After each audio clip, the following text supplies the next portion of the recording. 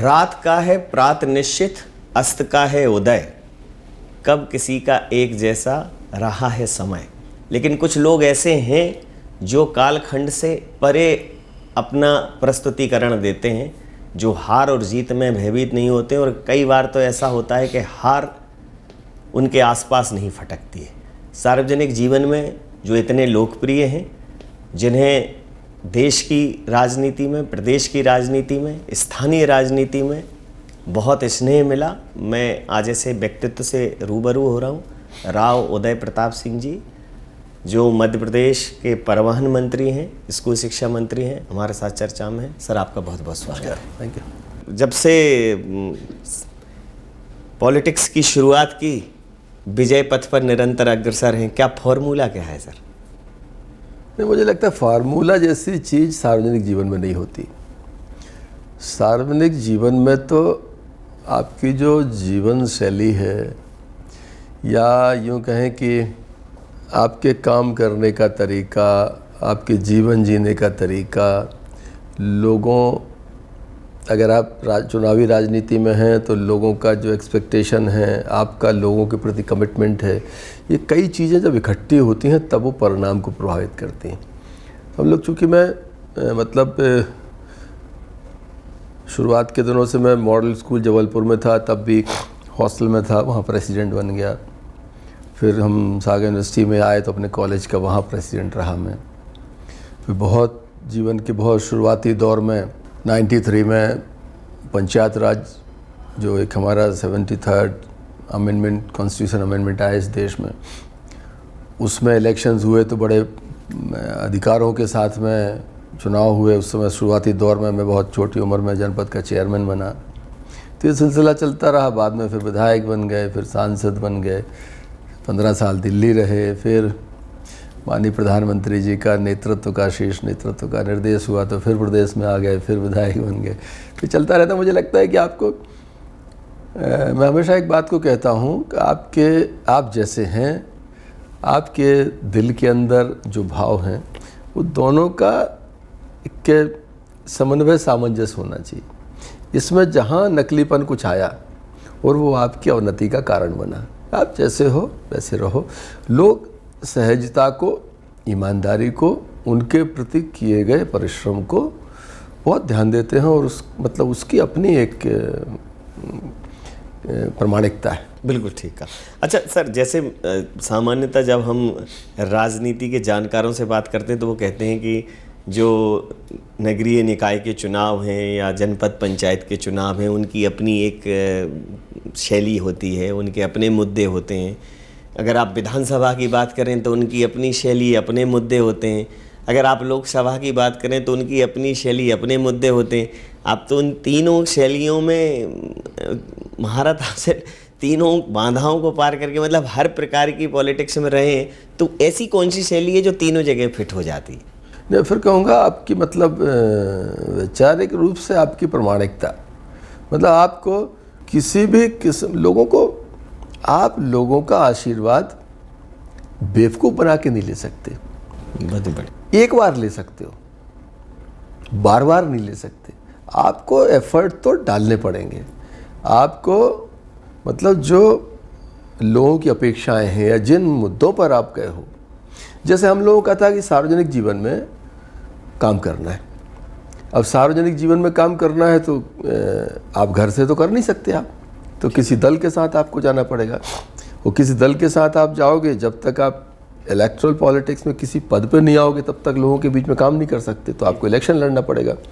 इन सब चीज़ों के लिए आपको अपने आप को तैयार करना पड़ता है। और हम लोग शुरुआती दौर में जनपद का चेयरमैन रहा, आज भी लोग याद करते हैं। तो मैंने जो आदमी कहते हैं वैसा जनपद अध्यक्ष क्यों नहीं बना, तो उदय प्रताप सिंह दूसरा नहीं हो सकता। आप हैं, मैं हूँ। आपकी अपनी एक विशेष शैली, हर व्यक्ति के हर आदमी का अपना एक तरीका रहता है काम करने का। कई लोग बहुत सहृदय रहते हैं, सफलता पाते हैं। कुछ लोग हमने देखा बड़े, थोड़ा शब्द ठीक नहीं है, वो कठोर वृत्ति के रहते हैं, तब भी सफलता पाते हैं। तो जिस रूप में लोग जैसे आपको स्वीकार करते हैं, आपको उस रूप में काम करना चाहिए। सर, इस बार जब लोकसभा में क्लीन स्वीप किया, विधानसभा में भी बहुत अच्छा परफॉर्मेंस मध्य प्रदेश सभी राज्यों में देखने को मिला, छत्तीसगढ़ वगैरह में, राजस्थान में। तो एक पीढ़ी परिवर्तन हुआ, नए लोगों को अवसर दिया, युवा नेतृत्व पर भरोसा किया। तो एक तरीके से प्रयोग है, साहसी प्रयोग है। प्रधानमंत्री नरेंद्र मोदी जी का ये प्रयोग अगर आप देखें, जैसे आज मुख्यमंत्री मोहन यादव जी हैं, तो उनके इस प्रयोग को, अब चूँकि आप तो उनकी कैबिनेट के सदस्य हैं, उनके साथ कदम ताल कर रहे हैं, तो इसमें क्या नयापन पाते हैं, क्या अनूठापन है? नहीं, मुझे लगता है माननीय प्रधानमंत्री जी का जो एक उनकी सोच रहती है कि आदमी की क्षमताओं का बेहतर उपयोग किया जाए। जो जिस सब सार्वजनिक जीवन में, राजनीतिक क्षेत्र में है, तो राजनीतिक क्षेत्र में आदमी की क्षमताओं का ज़्यादा इस्तेमाल करें, हम ज़्यादा उसका उपयोग करें, लोगों की भलाई के लिए उपयोग करें, तो हमेशा चीज़ें एक उत्साहवर्धक रहें, आदमी के अंदर उत्साह हो, दल के अंदर हो, व्यक्ति के अंदर हो। इस चीज़ के लिए एक प्रयोग शब्द तो ठीक नहीं है, लेकिन मोदी जी अवसर देते हैं। वो जो अवसर देते हैं, उस अवसर पर आपको कैसे खरे उतरना है, ये आपके लिए चुनौती रहती है। और जब आदमी चुनौती को लेकर काम करता है तो सफलता की जो वो है, वो एक उम्मीद वो भी बढ़ती है। अगर मैं किसी चुनौती को लेकर काम करूंगा, सफलता के अवसर अधिक होंगे। और मेरे सामने कोई चुनौती नहीं होगी, मुझे केवल काम करना है, तो फिर उसके परिणाम में मुझे लगता है उतने कंपटीशन के बिना चीज़ें निकल के नहीं आती। तो मोदी जी ने हमेशा, आप देखो माननीय प्रधानमंत्री जी ने, हमारे वर्तमान में माननीय गृह मंत्री जी जो हैं, जब राष्ट्रीय अध्यक्ष बने वो 48-49 साल के थे। ठीक बात। उसके पहले गडकरी जी को बनाया था, वो लगभग 50 साल के आसपास थे। अभी माननीय नितिन नवीन जी बने हैं, ये तो और यंग हैं। तो इस स्तर पर भरोसा करना और उस भरोसे को जिस व्यक्ति पर भरोसा किया है, वो चुनौती के रूप में लेकर उसको काम करते हैं, अंजाम तक पहुंचाते हैं। जैसे माननीय मोहन यादव जी को अवसर मिला, बड़ा अवसर मध्य प्रदेश के अंदर है। दल की अपेक्षा, नेतृत्व की अपेक्षा, मतदाताओं की अपेक्षा, और उन अपेक्षाओं पर पूरा करने, आप देखो लगातार वो 18 घंटे परिश्रम। कई बार हम लोग कहते हैं एक आध दिन आप विश्राम कर लिया करो, अब लगातार घूमना, कल यहाँ थे, आज यहाँ है, शाम को यहाँ, सुबह वहाँ। तो मतलब अगर दल ने अपेक्षा उनसे करी है, नेतृत्व ने अपेक्षा करी है, लोगों का भाव उनके साथ जुड़ा है, तो उनको परिश्रम करना पड़ेगा। बिल्कुल ठीक। हजार विपरीत परिस्थितियाँ रहती हैं, मौसम खराब है, कुछ है, स्वास्थ्य ठीक नहीं, लेकिन वो कोई कारण नहीं, आपको तो लगे रहना है, चलते रहना है। तो अभी वर्तमान में 2 बड़े दायित्व हैं आपके पास, स्कूल शिक्षा और परिवहन। स्कूल शिक्षा एक ऐसा विभाग है जिस पर प्रदेश का भविष्य गढ़ा जाता है, तो हमारे जो सरकारी स्कूल हैं वो उनका लगातार उन्नयन हो, और एक जो विचार पनप गया है कि नहीं, सरकारी स्कूल में तो जो आर्थिक रूप से कमज़ोर लोग हैं वही जाएंगे। तो हालांकि पहले ऐसा नहीं होता था, क्योंकि पहले कंपटीशन भी नहीं था, प्राइवेट स्कूल थे नहीं, लेकिन शिक्षा का स्तर लगातार सुधरे, उसकी गुणवत्ता लगातार सुधरे। तो क्या कुछ नवाचार आपने किए हैं या क्या आपकी योजना है? मुझे लगता है समय समय पर हर सरकार बेहतर करने की कोशिश करती है। मैं जब जनपद का अध्यक्ष था, मुझे लगता है उस समय जो कुछ शुरुआत हुई हैं, उनके खामियाजा हमको आज जाके भुगतने पड़े। जैसे शिक्षा गारंटी की साला खोल देना, मोहल्ले मोहल्ले में विद्यालय बना देना, और ये इस तरह का जो नवाचार करने की कोशिश उस समय अच्छे भाव से की गई होगी, लेकिन उसके परिणाम ठीक निकल के आए नहीं। ठीक है। बाद में फिर कुछ ऐसा हुआ कि प्राइवेट इंस्टीट्यूशन खुलने चालू हो गए लोगों का। हम लोग सरकारी स्कूलों के पढ़े लोग हैं, लेकिन आज के दौर में जब बच्चों को पढ़ाने जाता है आदमी, तो सरकारी स्कूल का शिक्षक भी अपने बच्चे को खुद के स्कूल में पढ़ाने की बजाय वो दूसरे स्कूल में भेज देता है। राजनेता खुद के बच्चे को सरकारी स्कूल की बजाय प्राइवेट स्कूल, ये लगभग हर आज जो सक्षम है वो कोशिश करता है कि हम बेहतर स्कूल में पढ़ाएं। लेकिन अब ये धीरे धीरे माइंडसेट बदला है। और CM राइज जो सांदीपनी स्कूल्स हैं, PM श्री स्कूल्स हैं, एक्सीलेंस हैं, मॉडल स्कूल्स हैं, इन सबको एक सूत्र की तरह पिरो के सरकारों ने बेहतर करने की कोशिश की है। और इस कारण से भी आप देखो हमारी दर्ज संख्या में वृद्धि होना शुरू हुआ है, ड्रॉप आउट में कमी आई है। और अभी माननीय मुख्यमंत्री जी की अध्यक्षता में कैबिनेट ने नए सांदीपनी और स्वीकृत करने का काम किया है, और पहले से परिवर्तन आया। जो प्राइवेट इंस्टीट्यूशन में या स्कूल्स में जो सुविधाएं हैं, वो हम डिजिटल बोर्ड हैं, आईसीटी लैब्स हैं, आपके कंप्यूटर लैब्स हैं, आपके लाइब्रेरीज़ हैं, और जो चलने वाले वोकेशनल प्रोग्राम्स हैं, ट्रेनिंग प्रोग्राम्स हैं, ये सब शासकीय स्कूलों में भी होने लगे। हम बच्चों को सुविधाएं भी दे रहे हैं, बेहतर शिक्षकों को हम बेहतर सुविधाएं दे रहे हैं, उनको टैब दिए हैं, ऑनलाइन उनको जो प्रोग्रामिंग होती है उससे जोड़ने का काम किया है। मतलब जो एक अच्छा निजी संस्थान जो चीज़ें उपलब्ध कराती है, जिस मॉडल पे वो आगे बढ़ते हैं, लगभग हम वो चीज़ें सरकारी क्षेत्र में दिए। हम लोग स्कूलों में उन्नयन पर रोक लगी थी कि हम केवल सांदीपनी बनाएंगे, उन्नयन नहीं करेंगे, तो उस पर भी हम जा रहे हैं कि हम मान लीजिए कोई मेडल है उसको हाई स्कूल हम करेंगे, हम उसको भी करने का काम कर रहे हैं। उसको जी करीब 6-8 साल के प्रतिबंध के बाद हम इस बात शुरू कर रहे हैं उसको। तो जब आप प्रयास करोगे तो परिणाम आएंगे। आप देखिए पिछले वर्ष हमारे 10th और 12th के एग्ज़ाम्स जो हुए उसमें परिणाम आए, तो शासकीय स्कूल के बच्चों के परसेंटेज ज़्यादा अच्छे थे, प्राइवेट स्कूल के बच्चों के परसेंटेज उससे तुलनात्मक रूप से कम थे, और पास होने वालों की संख्या शासकीय स्कूल के बच्चों की ज़्यादा थी। तो ये प्रयास के कारण ही तो है, अगर शिक्षक प्रयास नहीं करता तो परिणाम नहीं आते। जी एक सर एक ऐसी समस्या का मतलब इसको एक तरीके से मैं इसको नैतिक दृष्टिकोण से देखता हूँ कि पहले जो शिक्षक थे वो जिस तरह से सरकारी स्कूलों में अपनी उपस्थिति दर्ज कराते थे, स्कूलों के साथ उनका एक अटैचमेंट था। कई बार तो ऐसा होता था कि शिक्षकों के नाम से वो स्कूल जाने जाते थे। अभी लोगों में एक भाव आ गया है कि हर व्यक्ति ये चाहता है कि वो शहर रहे। सुदूर अंचलों में जाने के लिए मतलब आपको बड़ी मशक्क़त करनी पड़ी, आपने बहुत हार्डनेस दिखाई कि नहीं हम तो सुदूर अंचलों तक लोगों को भेजेंगे और जो ये ट्रांसफ़र और उसमें हम सुनेंगे नहीं। हालांकि उसमें आलोचना सहनी पड़ती है, लेकिन वो बड़ा कड़ा निर्णय लिया। तो एक ऐसी प्रवृत्ति पनप गई है, इसके विषय में क्या कहना है? इस पर मत कि मैं तो दूसरे तरह से देखता हूँ। इसका तो मैं शिक्षकों को धन्यवाद भी करूँगा। लगातार 15-20 साल से जो शहर में थे या ऐसे जगहों पे थे जहाँ सरप्लस हो गए थे, हम लोगों ने काउंसलिंग के माध्यम से लगभग 28,000 शिक्षकों को उनसे बात करके आपको यहाँ से तो जाना है, अब ये आपके पास चॉइस है, इसमें कहाँ जाना है, तो पूछ के उनसे 28,000 लोगों को इस तरह से हमने भेजने का काम किया। और फिर बाद में अच्छा, उनकी काउंसलिंग के बाद उनसे पूछकर कि आपके पास ये चॉइस है, इसमें आपने कहाँ जाना है। तो एक एक शिक्षक से बात करके पूरे स्टेट पूरा प्रोग्राम चलाइए, और उसमें उन्होंने बड़ा सहयोग किया, और उनके बगैर सहयोग के ये नहीं चल सकता था। उन्होंने, क्योंकि सरप्लस हैं, बच्चे हैं नहीं हैं, उन्हें जाना ही था कहीं ना कहीं। ठीक है, हम बजाय प्रशासनिक तरीके से उनको भेजते, उससे बेहतर ये था कि हमने काउंसलिंग से भेजा, उनसे पूछ के भेजा। तो उनको ठीक लगा कि प्रशासनिक दृष्टिकोण से 100 किलोमीटर दूर जाएं, इससे अच्छा बातचीत से अगर 15 किलोमीटर दूर मिल रहा है तो बेहतर है वो। बिल्कुल। तो ये हमने रास्ता चुना और काफ़ी सफल भी रहे। अब स्कूल शिक्षा विभाग के बाद एक और बड़ी जिम्मेदारी परिवहन विभाग की, और परिवहन विभाग में मध्य प्रदेश में लोक परिवहन की स्थिति बहुत अच्छी नहीं है। तो MPRDC को पुनः जीवित करने का प्रयास किया जा रहा है, और एक गवर्नमेंट की कोई गवर्निंग बॉडी हो जो लोक परिवहन को देखे, जो बेहद ज़रूरी है। और आपके कार्यकाल में इसकी शुरुआत हो रही है, तो ये सोच कहाँ से आई कि ये खड़ा करना है? चल तो रहा था सिस्टम। जब ये हमारी सरकार बनी तो शुरुआती पहले 3-4 महीनों में ही माननीय मुख्यमंत्री जी ने जो रिव्यू करते हैं, विभागों की समीक्षा करते हैं, तो उनके मन में एक विषय आया कि हम क्यों ना हम दोबारा से एक परिवहन सेवा इस प्रदेश में शुरू करें। छोटे रूप में करें, बड़े रूप में करें, लेकिन करना चाहिए। हम लोगों ने उसमें काफ़ी रिसर्च किया, स्टडी करी, और अनेक बार उनके साथ बैठ के अलग अलग तरह के मॉडल उनके सामने रखे।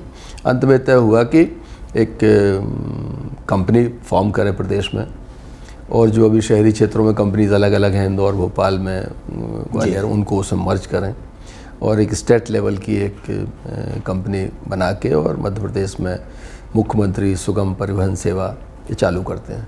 तो उसको PPP मोड पे चालू करना है। जो लोग अभी काम कर रहे हैं, जिनकी बसेस चल रही हैं, उन्हीं की बसेस चलवाना है।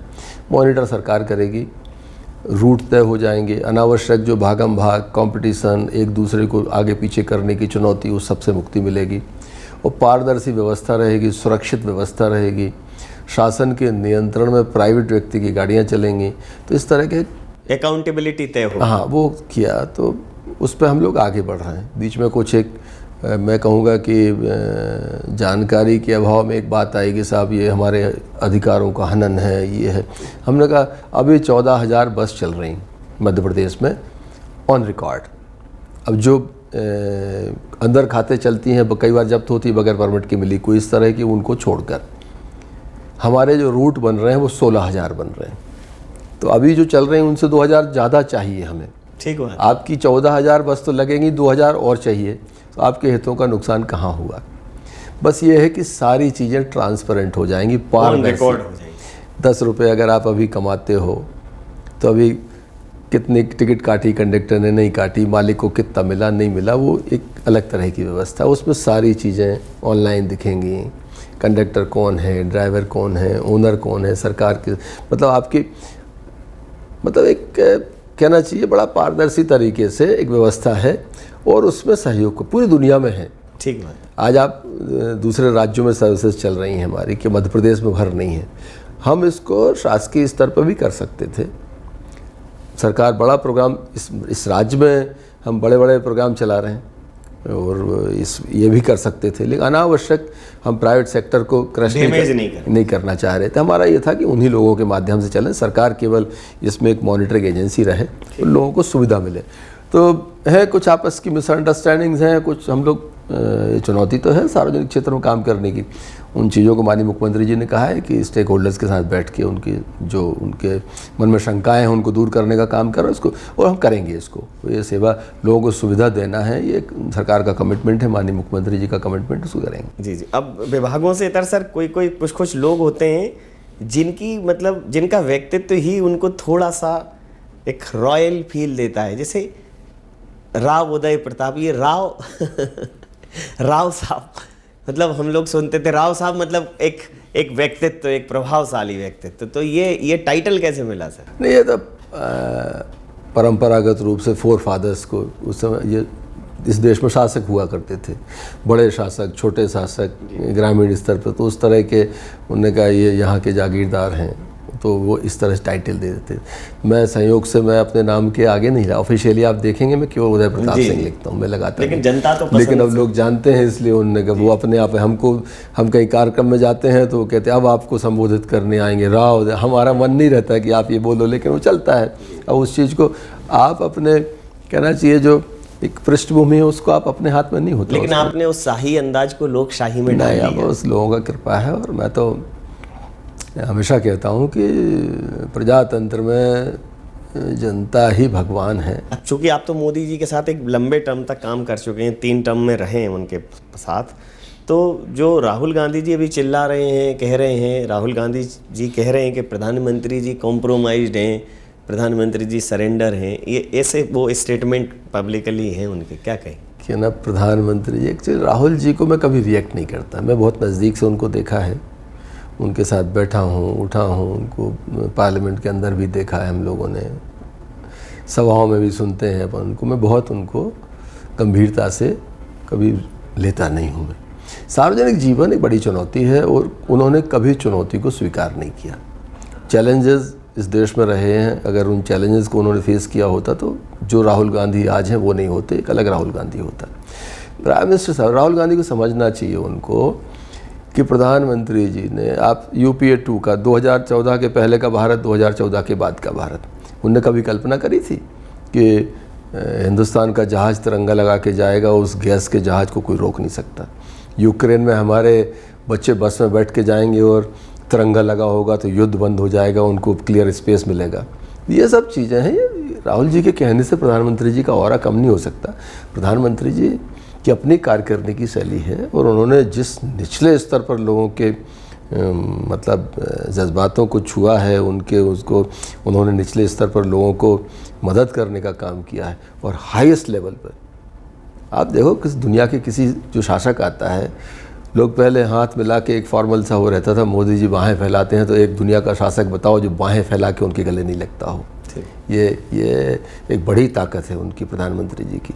हाउडी मोदी अमेरिका के अंदर जाके और पूरा US हिल जाए वहाँ पर कि भारतवंशियों की जमावट देखकर, और मंच पर उस समय के तत्कालीन प्रधानमंत्री राष्ट्रपति जो हैं कदम ताल करें। ये छोटी मोटी चीज़ें नहीं, राहुल जी के कहने से मोदी जी का ऑरा नहीं घट सकता। इंटरनेशनली आज पूरे अंतर्राष्ट्रीय स्तर पर मोदी जी को जो ताकत मिली है, मोदी जी की जो स्वीकार्यता है, भारत की एक व्यवस्था को जो उन्होंने एक ऊंचाई दी है, चीज़ें अकेले कहने से नहीं होती, होती हुई दिखती हैं। इस देश का बजट कहाँ पहुँचा है, इस देश में संसाधन, हाईवेज़, रेलवेज़ की हमारी व्यवस्थाएं, आप एविएशन में देखो, आप एयरपोर्ट्स देखो, इरिगेशन का सिस्टम हिंदुस्तान का देखो, करप्शन फ्री कंट्री, मतलब पिछले 12 सालों में आप एक बड़ा कोई देश में करप्शन की बात नहीं, अब बात क्या कर रहे हैं, उन्हें ऐसा नहीं कर रहे हैं, वैसा नहीं, पहले केवल करप्शन की बात अच्छा, होती पहले थी। सर वो कहते थे कि आप लोग ईवीएम में कुछ ना कुछ हैक वैक करते हो, ईवीएम सेट करके जीतते हो। इस बार वो कह रहे हैं कि आप वोट चोरी करते हो। SIR पर भी फिर बहुत हाई तौबा मची हुई है। अगर ऐसा होता तो हम, अच्छा, आप तो 6 बार से जीत रहे हो, तो आपने क्या भी ईवीएम से जीते हो वही- या आप SIR से? तो आप कौन से फॉर्मूले से जीते हो? बात वही बता- बता दो आप राहुल गांधी जी को कि ये कहना नहीं, फॉर्मूला ये है। राहुल गांधी जी जानते हैं इस बात को। अगर राहुल गांधी जी इन सब बातों से अनजान होते तो ज़्यादा मजबूत होते। वो जानते हैं कि वोट चोरी वोरी नहीं हो सकती। वोट बहुत ही, मतलब कहना चाहिए कि ये बड़े, मतलब एक ऑर्गेनाइजेशन, संगठन की एक व्यवस्था, उसके प्रयास और जो लीड करते हैं लोग, उनकी क्रेडिबिलिटी, उनकी अकाउंटेबिलिटी, उनका डेडिकेशन टूवर्ड्स कंट्री, मतलब ये कई चीज़ें मिलती हैं जब एक ऑरा बनता है। माननीय प्रधानमंत्री जी को जो लोग जानते हैं, वो 80 के दशक से उनका जीवन यहाँ तक का आप जब उसका अध्ययन करोगे, वो शोध का विषय है प्रधानमंत्री जी। उनके ऊपर लोग रिसर्च कर रहे हैं दुनिया में, अकेले हिंदुस्तान में नहीं, दुनिया के देशों में लोग PhD कर रहे हैं प्रधानमंत्री जी के ऊपर। तो ये सब चीज़ें हैं। ये एक आध आदमी मिला जो आपने सुना हो कि राहुल जी पे PhD कर रहा है। ये बड़ा उनके खुद के जीवन शैली क्वेश्चन मार्क के साथ चलती है। जब संघर्ष का समय रहता है तब विदेश में रहते हैं, जब जनता के बीच खड़े होना चाहिए तब आप जनता से दूर रहते हो। प्रधानमंत्री जी ने हर युग में लोगों के साथ जो रिश्ते हैं उसको हमेशा साझा करके रखा, कभी दूरी नहीं बनाई। आज बतौर प्रधानमंत्री काम कर रहे हैं आप देखिए, लेकिन समाज से जुड़े रहते हैं, लाखों लाख लोगों से बात करते हैं, मिलते हैं, संवाद करते हैं। तो ये चीज़ें हैं जो उनको, मतलब अकेले राहुल जी के कहने से मुझे लगता है प्रधानमंत्री जी का जो एक कद है उसको। अंतिम और महत्वपूर्ण प्रश्न सर के राव उदय प्रताप सिंह जी के दृष्टिकोण से राजनीति कोई फर्क नहीं पड़ता। कभी सांसद के बतौर टिकट देती थी पार्टी तो वहाँ चले जाते हैं, फिर विधायक कर दे देती है वहाँ चले आते हैं। तो इतनी चेंज में कभी क्वेश्चन मार्क नहीं उठाते, कभी नाराज़गी। तो आपके दृष्टिकोण से राजनीति समझना चाहूँगा सर। देखो, जब आपका मन समाज के बीच में, सार्वजनिक जीवन में काम करने का है, हमको समाज के बीच में काम करना है और इस दल और इस विचारधारा के साथ काम करना है, तो फिर आपको हर हाल में दल के निर्देशों का पालन करने की आप पे जिम्मेदारी रहती है। तो हम लोग को जब दल ने कहा कि आपने ये काम करना है, ऐसा वो किया, उन्होंने कहा आपने यहाँ करना है। एक कार्यकर्ता का भाव अगर आपके मन में रहेगा तो कभी आप असफल नहीं होगे। आप, हमें तय है, हमें हमारे जो शीर्षस्थ नेतृत्व है, जो काम को तय करने वाले हमारे राजनेता हैं, हमें उनके निर्देश का पालन करना है। तो इसमें हमको दिमाग लगाने की आवश्यकता नहीं, जब जो निर्देश मिलेगा उसका पालन करेंगे। और यही भारतीय जनता पार्टी की ताकत भी है। भारतीय जनता पार्टी में प्लेटफॉर्म है अलग अलग, जो जिस स्तर पर निर्देश जहाँ जाता है नीचे वाले उसका अक्षर से पालन करते हैं। इसी कारण से दल सशक्त भी है और इसमें मर्यादाओं का, इसमें अनुशासन का ये बड़ा महत्व है और उस कारण से इतने सशक्त और दुनिया के सबसे बड़े एक दल के रूप में उभर के आए।